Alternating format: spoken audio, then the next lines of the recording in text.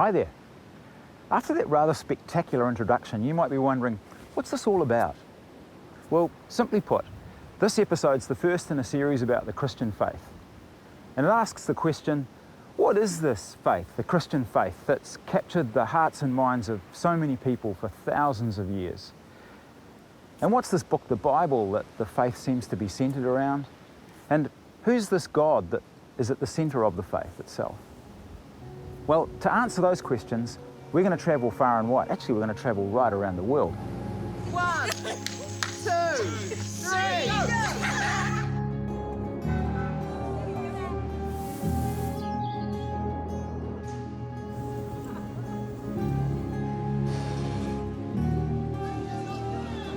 But first, let's have some fun with perceptions.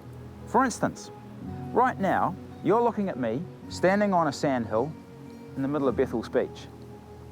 Funny thing is, although I'm looking directly at you and you're looking at me, neither of us can actually see each other. I'm looking at a camera and you're looking at a screen. In fact, there's nothing behind the screen. We know this. But our brains have become programmed to believe that this thin LCD screen is a window into reality. And what I'm doing now might, in a funny way, be more real to the crew here than it is to you. How come? Well, in one sense, although I've taken a step towards you and you can see me, I still can't see you. And if we passed each other in the street, you might recognise me, but I'd have absolutely no idea who you were. Weird. Today we're going on the first of a series of journeys of discovery. Some of what we discover may be new to you. Some of it we may look at in more depth than perhaps you might have in the past. But all of it will have an effect on how we live, think and act.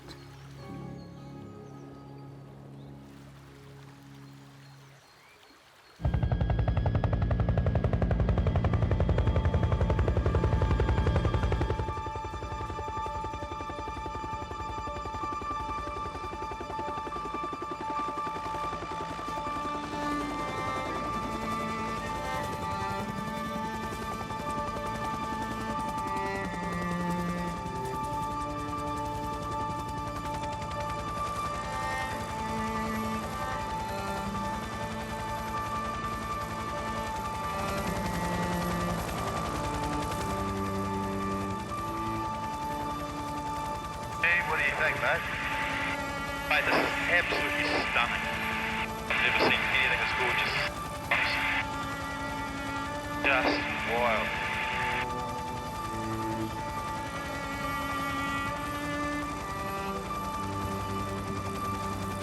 Working for you, Rich? Oh, it's stunning.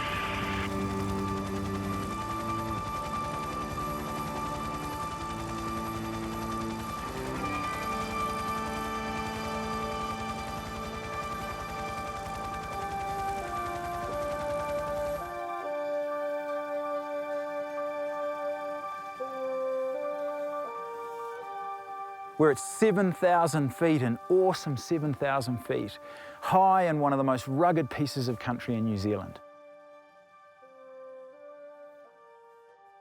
This is the Tutico Glacier in Fiordland National Park, high in the Southern Alps of the South Island of New Zealand. And listen to this.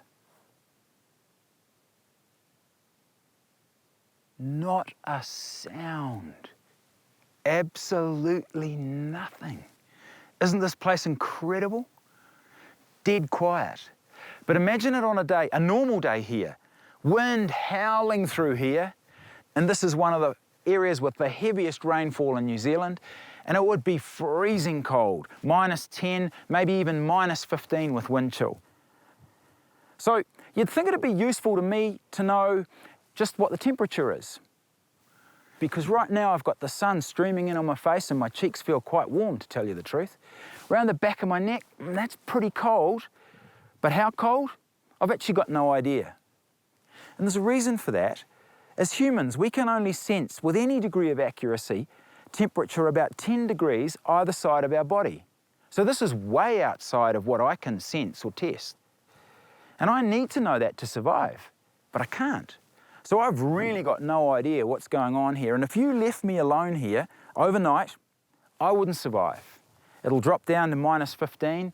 I'll probably feel warm for a while and then start to feel really cold, and it'll be miserable and you wouldn't find me alive in the morning.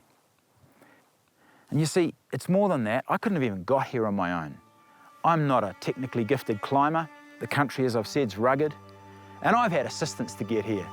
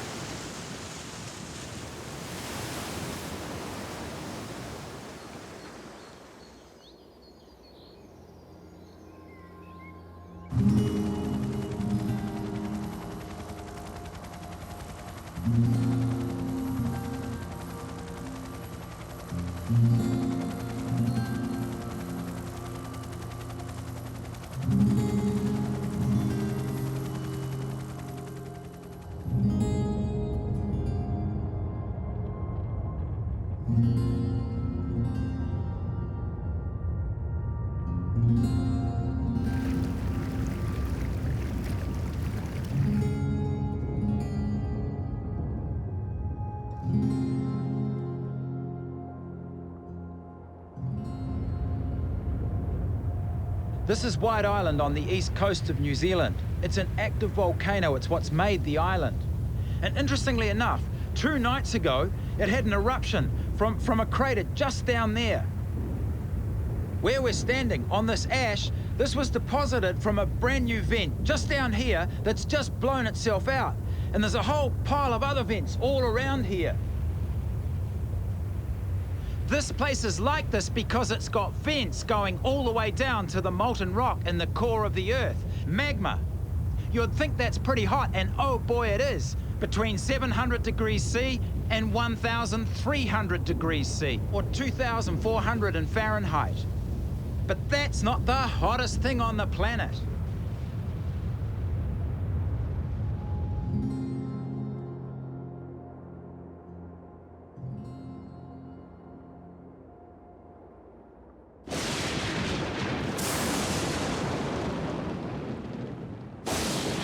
Lightning strikes for a fraction of a second of impact approach mind-numbing temperatures of 30,000 degrees C, maybe even higher.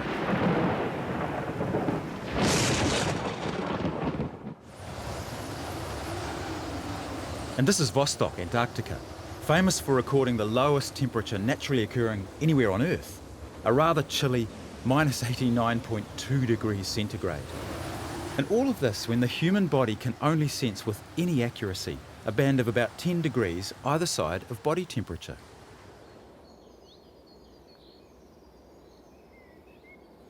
My point is that there is much, much more that goes on around us than we can detect or measure with our own senses.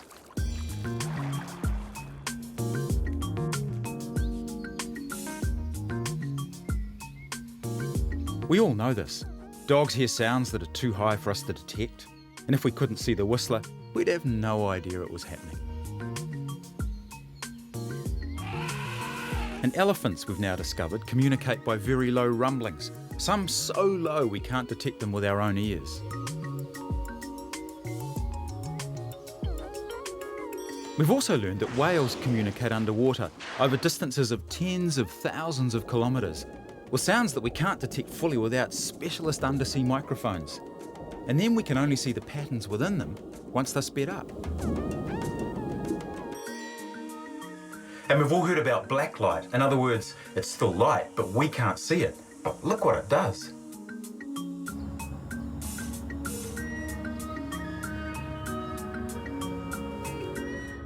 Roy G. Biv. Red, orange, yellow, green, blue, indigo, violet. We all learned it at school, the colours of the visible spectrum. What we now know is that these colours are just a tiny portion of the entire electromagnetic radiation that is all around us. We also know that light travels at an incredible 186,000 miles per second. That's way faster than we can detect without very sophisticated instruments. So maybe that's why light looks always solid to us. We don't even think about the gap of absolute nothingness between, say, us and the screen.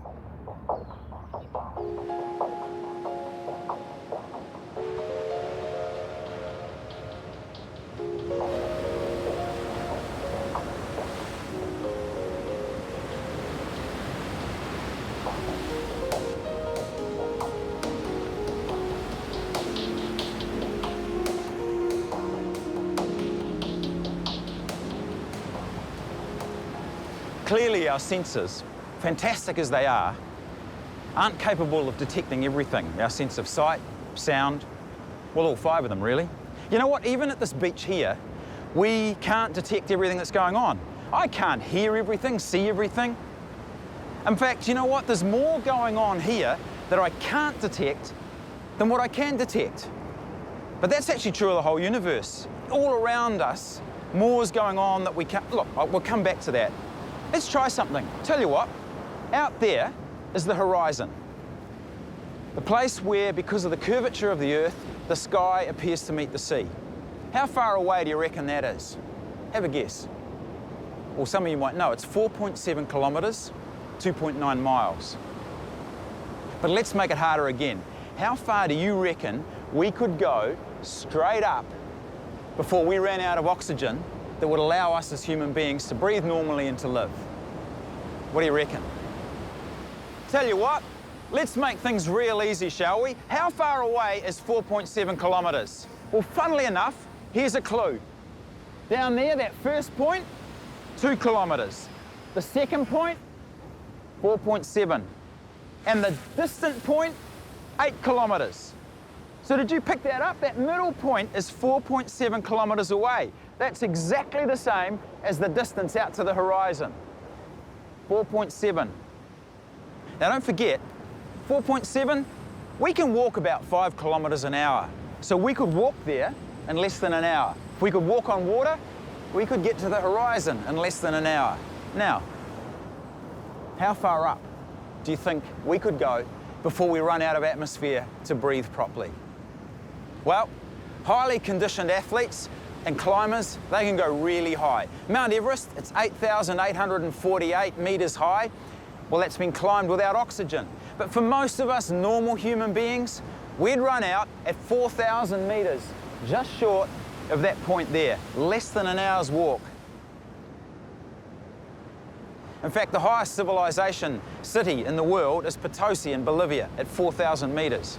So that means if we were to walk straight up at the same rate that we can walk on the flat, less than an hour's walk, about 3/4 of an hour's walk, and we'd run out of our ability to breathe. Incredible how thin the atmosphere is that we're living in.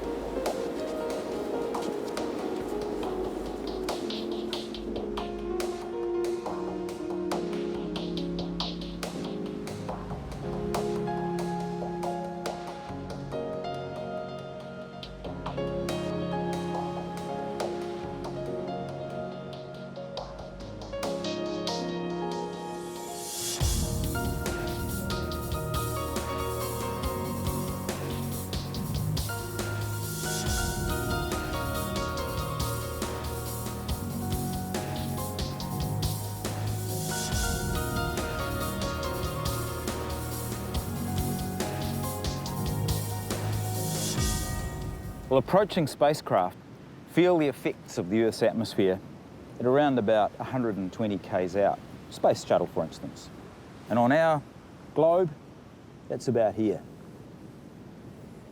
But what we're talking about is where we can sustain life, breathable atmosphere. And again, on our globe, it's just the width of my finger. Isn't that incredible?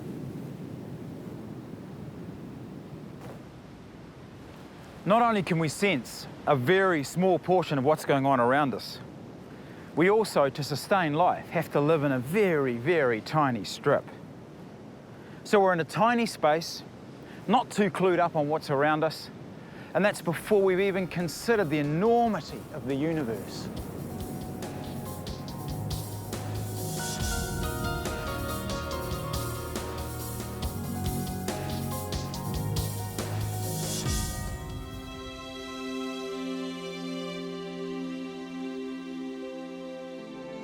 Perhaps one of the most stunning sights of all is the night sky. We all know the feeling, lying on our backs, gazing into what we think of as infinity, the wonder we sense at the multitude of stars that make up our Milky Way galaxy, estimated to be somewhere between 200 and 400 billion. And that's just our galaxy.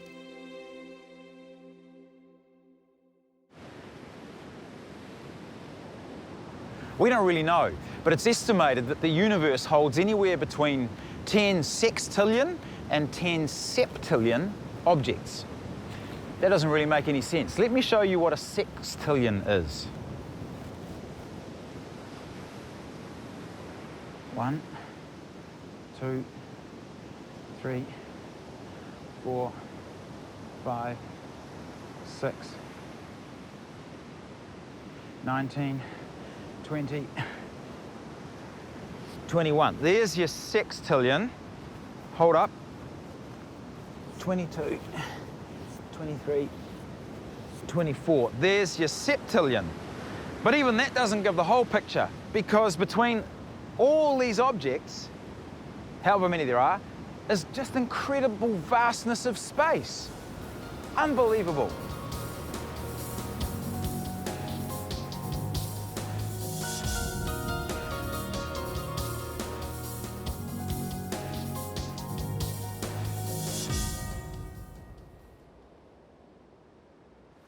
My point is this: there is much more to the world that is obvious around us, the universe as well actually, than we can measure, sense, or even fully understand, other than vaguely. And the more we learn, the more we realise just how little we actually know. The more we point our telescopes at the vastness of space, the more we realise just how truly mind-boggling it is. So, might it not be reasonable, even comforting in a funny sort of a way, to consider that God, the God the Bible speaks of, might also be beyond our ability to be fully understood?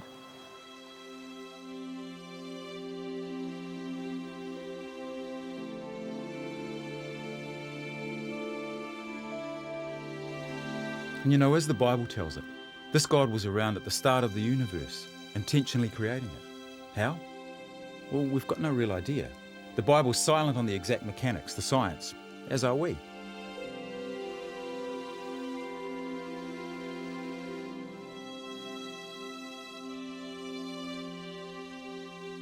And perhaps it's also reasonable to assume that God, the God the Bible speaks of, might be interested in and deeply sympathetic towards these complicated, creative, destructive, sometimes stupid, sometimes intelligent creatures called humans.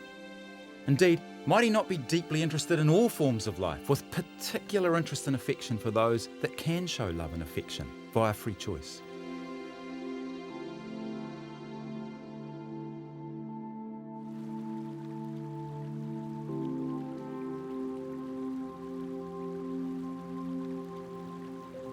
Over the next few weeks, we're going to look into what this Christian story is actually all about.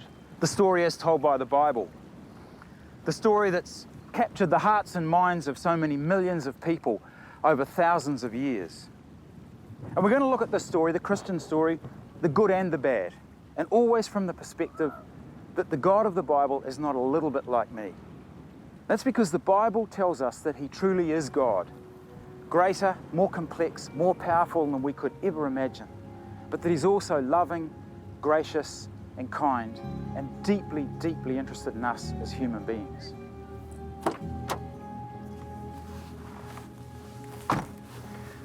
Clearly, I'm no saint.